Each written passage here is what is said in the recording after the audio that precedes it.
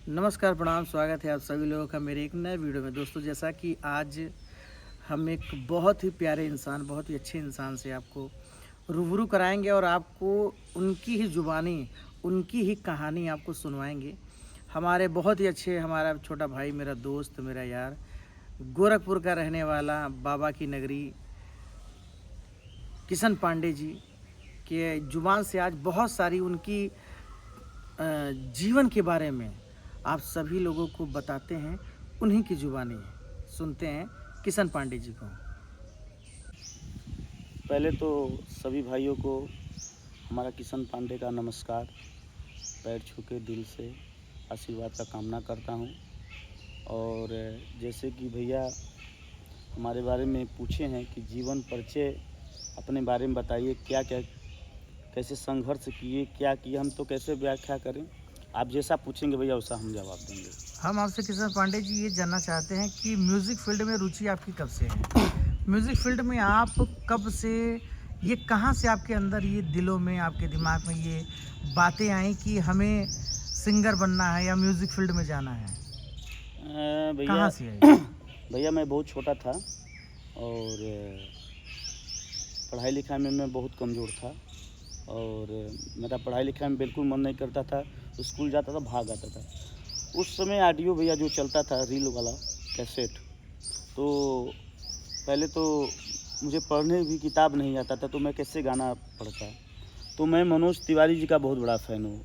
आदर्श कहिए या गुरु कहिए, हमारे सांसद जी। हाँ, बड़े भैया मनोज जी का मैं बहुत बड़ा फ़ैन हूँ और मैं उन्हीं का गाना गाता हूँ। लगभग आप कोई भी उनका गाना हमसे आप कह देंगे कि ये गाना सुनाइए, तो हम सुना सकते हैं।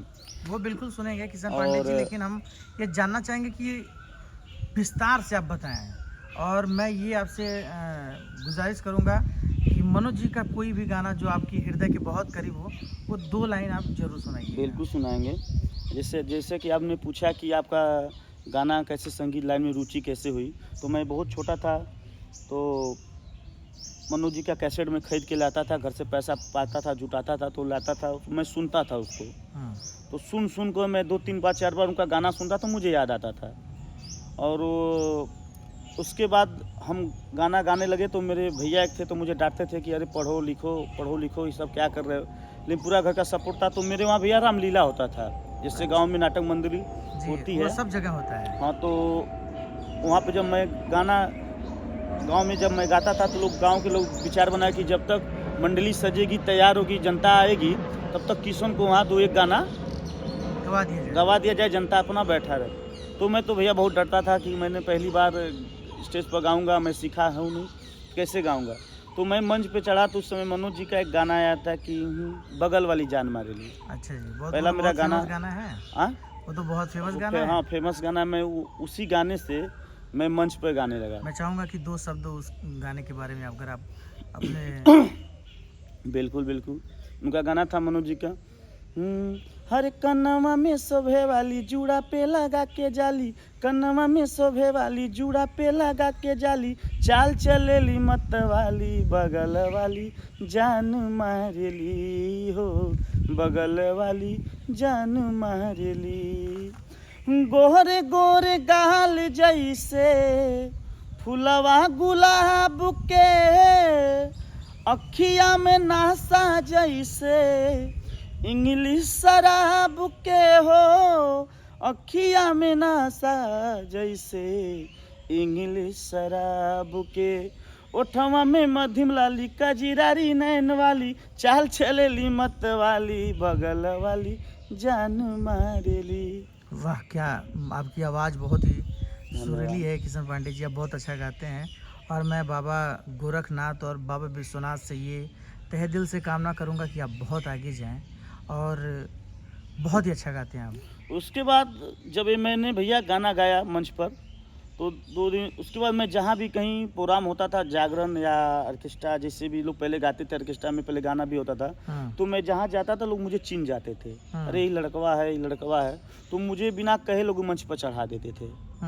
तो मैं वहाँ 2 गाना 3 गाना गा के ही उतरता था।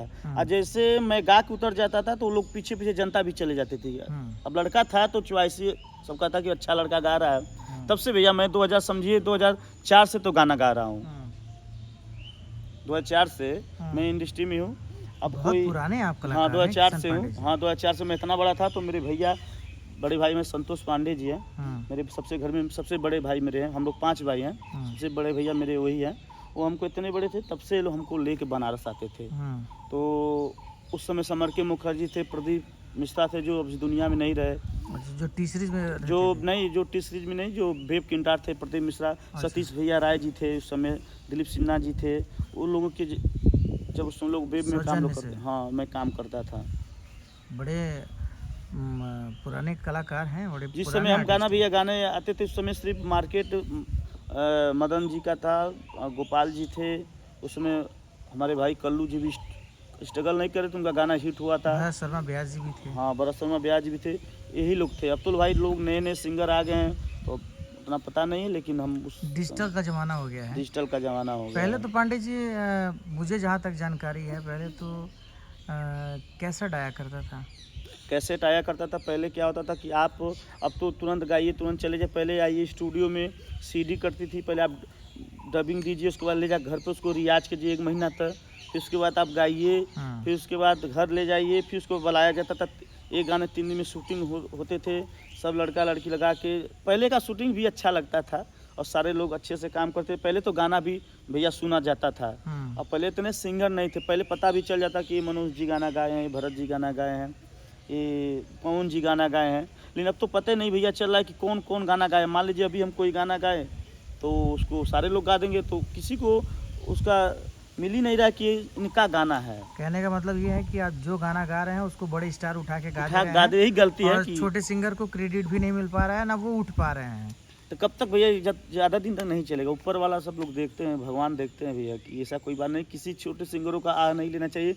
अरे आप नया कीजिए, हाँ कि आप ये लगे कि बड़े सिंगरों का गाना छोटे सिंगर गा के अपना पेट बड़ा चला रहे हैं। आप ऐसा मत कीजिए कि छोटे सिंगर गाना उठा के आप हिट हो जाइए। कुछ नया कीजिए, कुछ हम लोग आपसे सीखें। आप लोग हम ही से सीखेंगे तो आप लोग बड़े कलाकार कहाँ से कहाँ आएंगे। बनारस में आप कितने सालों से हैं किशन पांडे जी?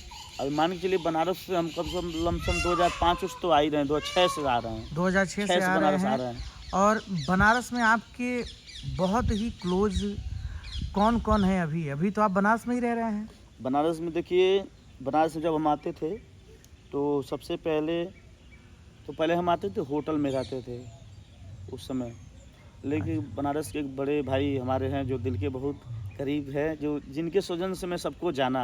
अच्छा, जिससे अब होता ना कि एक आदमी का हाथ पकड़ के उन्हीं की वजह से मैं इंडस्ट्री में सबको जान गया। जिंदगी में जरिया कोई ना कोई जरूर होता है। हमारे बड़े भाई हमारे बहुत करीबी, हम लोग बचपन के मित्र कहें तो बचपन के हैं। हाँ, अब भाई मेरा स्टार है गोल्डी जायसवाल। ओहो, हाँ बड़ा भाई हमारा है। उसका जीवन भी एहसान नहीं मैं भुलाऊंगा। चाहे मैं स्टार बनूं या ना बनूं, चाहे मैं लेबर का काम करूं या मैं अपने घर पे रहूं या मैं कहीं दूर भी रहूं, तो जीवन का पहले दायित्व आएगा मेरा भाई।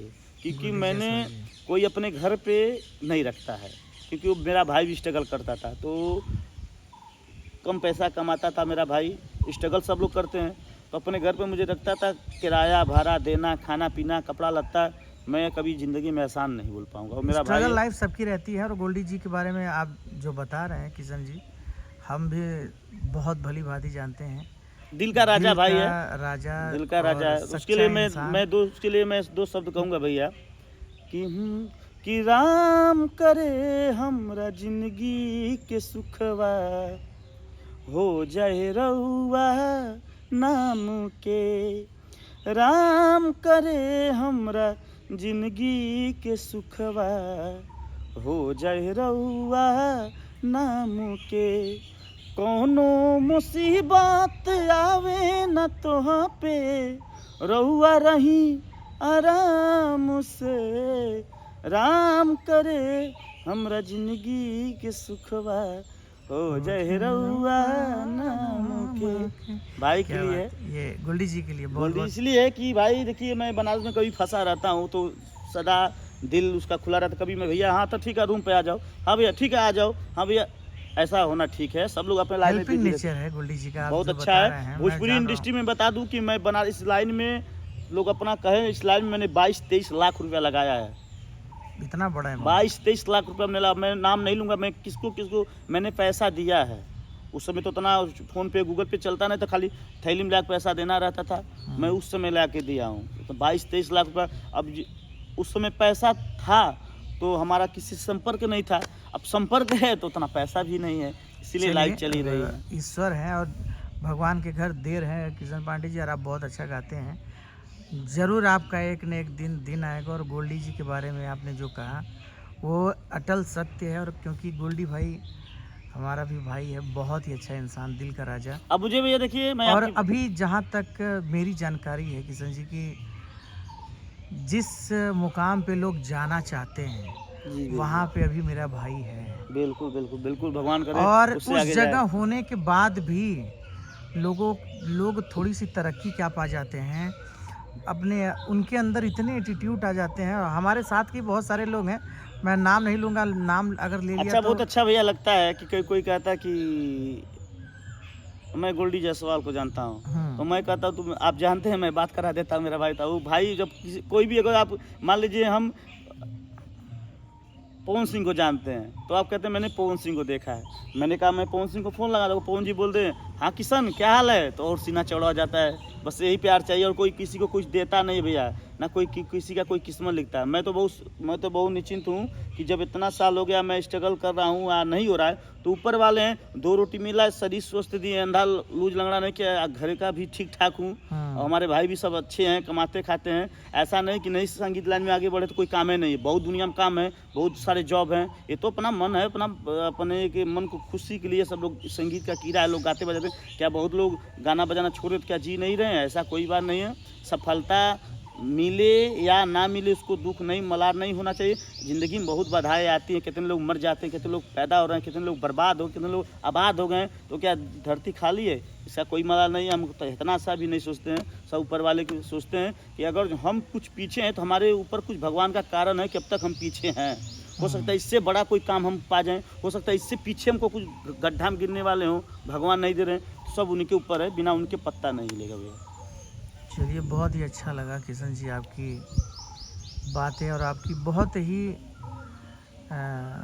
और दुख भरी कहानी है। एक बात भैया, और लोग जो कहते हैं कि मैंने स्ट्रगल किया है, तो जो मैंने स्ट्रगल किया है ना भैया, उसको मैं आपके लाइव द्वारा या आपके चैनल द्वारा या आपके फेसबुक द्वारा मैं बयां करूंगा, तो लोग कहें कि ऐसा स्ट्रगल गया तेल लेने, किसी का जी हजूरी नहीं करना है, अपन चल के 6,000-5,000 की नौकरी कर लेना है। लेकिन मैंने वहाँ तक भी मैंने काम किया जहाँ तक कोई करता नहीं है। क्योंकि देखिए बिना किए कोई काम आपको कोई देगा नहीं देगा। और देखिए मैं आपके पास हूँ, तो जब तक मैं आपका इतना सा भी नहीं सुनूंगा तो आप मेरे लिए भैया क्यों करेंगे? मैं आपसे मेरा क्या रिश्ता है? तो भाई का परिचय हो गया, भाई संबंध हो गया, तो भाई का प्यार। किशन पांडे जैसे बनारस में हज़ारों लोग घूम रहे हैं, कोई किसी को पूछ नहीं रहा है। सही बात। बस मैं अपने आप को इतना भाग्यशाली समझता हूँ कि हमको सारे लोग पूछते हैं हंस के, कहाँ हो। मुझे कोई नहीं कहता है। अगर कोई कहता है कि एक लड़का और चलेगा, किशन चाहते, ये नहीं कोई कहेगा कि किशन चलेगा नहीं, उस लड़के को रोक दो, लेकिन किशन जरूर चलेगा। बस यही बात है। और हमारे गांव के भी मेरे भाई सब हैं, बंधु दोस्त हैं सब, बिना हमके पूछे, बिना हमको लिए कहीं जाते नहीं, क्योंकि मेरा नेचर व्यवहार, मैं गाना कम करता हूँ, हंसाता ज़्यादा हूँ। अच्छा, चलिए, अच्छा लगा किशन पांडे जी आपसे बात करके। और हमारे जितने भी श्रोतागण हैं, किशन पांडे की ये जो बातें हैं बहुत ही मतलब अंतरात्मा को छू देने वाली है। और किशन पांडे का बहुत सारा गाना भी आने वाला है। अब ढेर सारे जितने भी हमारे फेसबुक फैमिली है या हमारे यूट्यूब के जितने भी सब्सक्राइबर हैं, सभी लोग इनको ढेर सारा प्यार दीजिएगा। और बहुत जल्द किशन पांडे का एक ऑफिशियल चैनल भी आने वाला है, ये हम आप लोगों को अपने वीडियो के माध्यम से बता दे रहे हैं दोस्तों। बहुत जल्द किशन पांडे ऑफिशियल, इनके चैनल से ही बहुत सारा गाना छूटेगा। धन्यवाद भैया। और मैं चाहूँगा बाबा विश्वनाथ से ये दुआ करता हूँ कि आप दिन दुना रात चौगुना बढ़ें और ऐसे ही हंसते रहें, मुस्कुराते रहें। जय माता दी।